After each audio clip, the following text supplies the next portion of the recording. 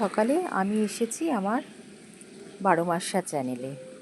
দেখো বন্ধুরা, এই যে গাছটা গোলাপি জবা, এটা আমার নিচে ছিল, ইঁদুরের গোড়াটা কেটে দিয়েছিল, ওই বড় বড় ইঁদুরগুলো।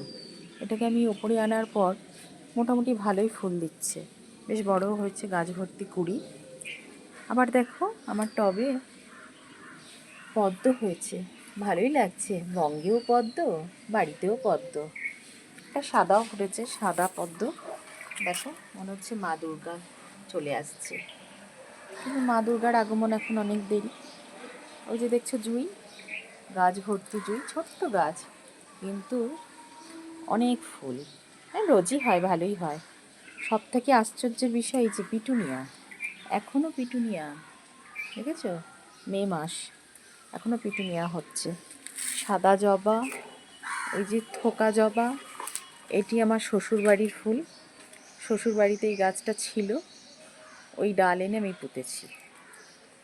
জবা, টগর, লাল জবা সবাই আছে, কিন্তু কিছু নষ্ট করে দেয় কাঠবিড়ালি, পাখি, কুড়িগুলোকে ছিঁড়ে দেয়। যাই হোক, প্রকৃতিতেও তাদেরও দরকার, তারাও প্রকৃতির অঙ্গ। যাই হোক, যেমন রোজ বলি, সবাই খুব ভালো থেকো, সুস্থ থেকো এবং পরিবেশকে ভালো রাখো। পরিবেশকে ভালো রাখো, নিজেরা একটু একটু করে গাছ লাগাও, পরিবেশ বাঁচাও।